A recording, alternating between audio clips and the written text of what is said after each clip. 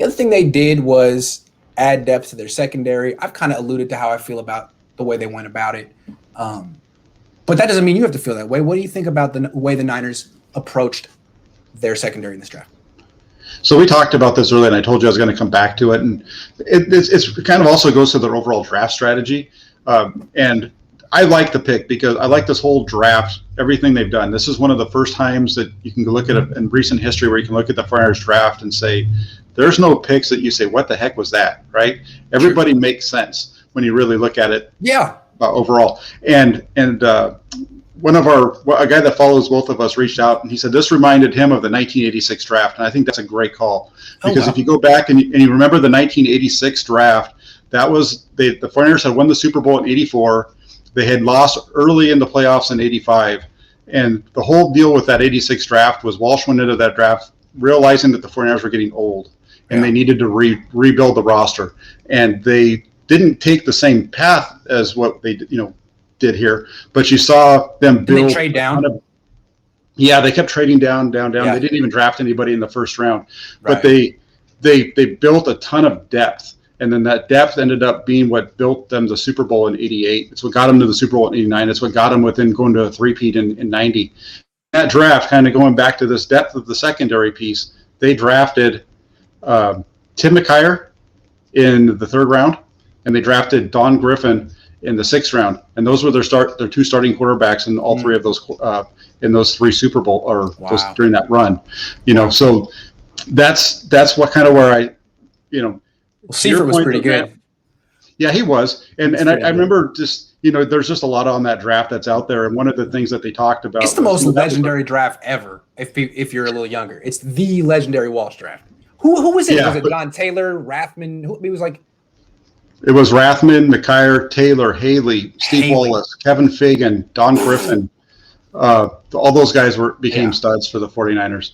And not only that, but if you go back and the guys that the 49ers had in their coaching staff back then a lot of those guys became coaches. I can't remember the secondary coach, but he became a head coach of the Eagles at one point. And anyway, through that draft process, it was like, yes, thank you. Ray Rhodes. So, it was like, hey, hands up. Got you. I got you. These are people my dad covered, so I would know. Yeah, so it was like with both like the McKyer wasn't a pick that they were sold on, and it basically became, hey Ray, can you get this guy to be a starter? And he said, yeah. And the same thing with the pick of Don Griffin. Anyway, if you guys have a chance to go back, you can find it on just Google 1986 49ers draft, and there's some really good stories out there that really explain that whole process, and I won't bore you with that anymore. But I think that this draft could become it makes sense when you consider the Super Bowl in 19. They fell off because of injuries and issues and getting kind of old in 2020, and now they're rebuilding their team. I guess I put this category into our show just so I could find one opportunity to complain. I'm not going to complain that much, but all I'm saying is I guess you can't have a perfect draft. Maybe you can. But if there's one thing I would point to in this draft that wasn't perfect was that I think they went quantity over quality in secondary. They got 3 guys after pick 100. It's great to get 3 guys, 1 strong safety, 1 nickel, 1 outside. That's great. I mean, three long-term backups, if they get that, that's great.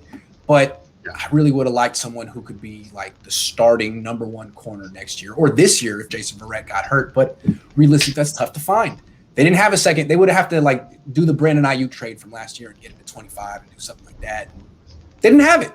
So that's one. I feel like it's an issue for the team. It's going to be an issue for the team all season. But say Levy.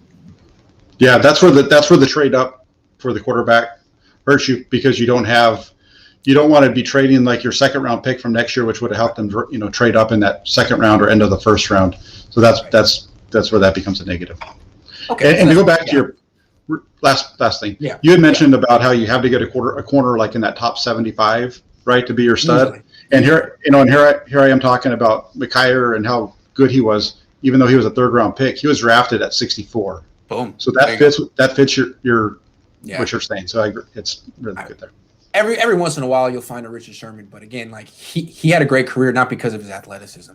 After that pick 75, I mean, you're either taking a guy who like broke his leg or, had played the position for a year, or who knows, or you're getting a nickelback, something like that.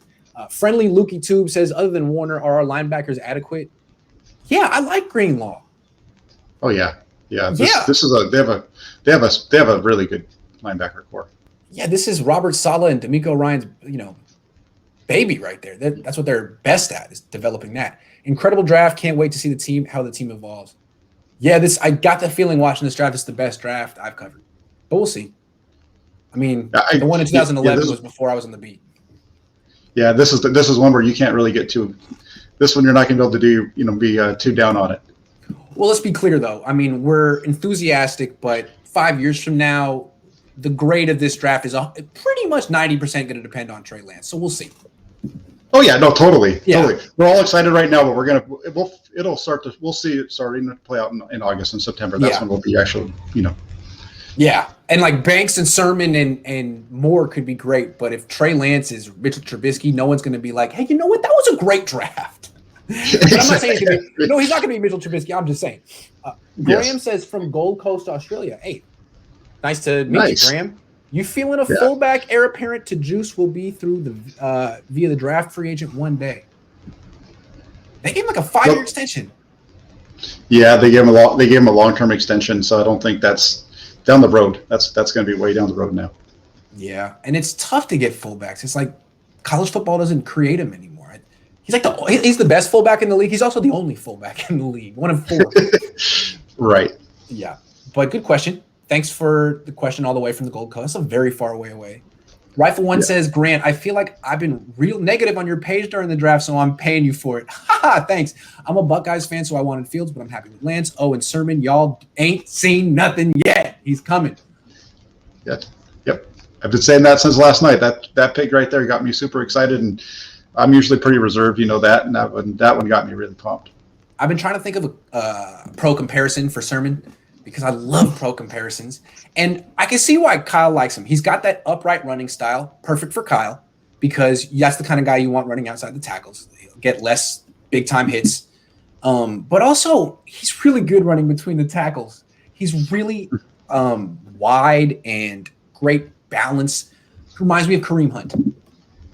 Yeah, that's what you said. Kareem Hunt makes sense. I said like a smaller version of Marshawn Lynch, just because of that, because of the fact that he when he really gets going, he makes it hard for him to get tackled. So that's where I go with Lynch on that one. But he's not Marshawn, but he has those qualities. If that makes sense. Yeah, and like he's not going to be one of these home run hitters like Raheem Mostert or Elijah Mitchell, but he's just relentless. And I don't know. I mean, at Ohio State, every run seemed like 10 yards, and he would like bounce off someone and fall forward for 4 yards. It's not going to be like that in the NFL. But you saw the kind of success that J.K. Dobbins had from Ohio State going to that spread offense to the Ravens and playing with Lamar Jackson. He averaged 6 yards a carry last year. I'm sure the Niners are thinking, well, we could do the same thing with Trey Sermon and Trey Lance. And they can. Yeah, definitely. Trade for Gilmore? Should we trade Garoppolo? Yeah, right. Yeah. I think the Patriots want to compete. I don't know. I think they want to compete. They do. I mean, they really built a really good roster. I think they definitely gave whoever the quarterback is going to have a lot better targets to throw to this year than they did last year. Who will be better, Trey Sermon or Eric Sermon, EPMD? Wow. It's going to be real tough for Trey Sermon to ever make the cultural impact that Eric Sermon had on the world. So come on. I mean, that's a high bar. If he could just be better than Jerick McKinnon, that'd be a start. He doesn't have to be the greatest sermon of all time. Just the greatest sermon in Bay Area history would be a start.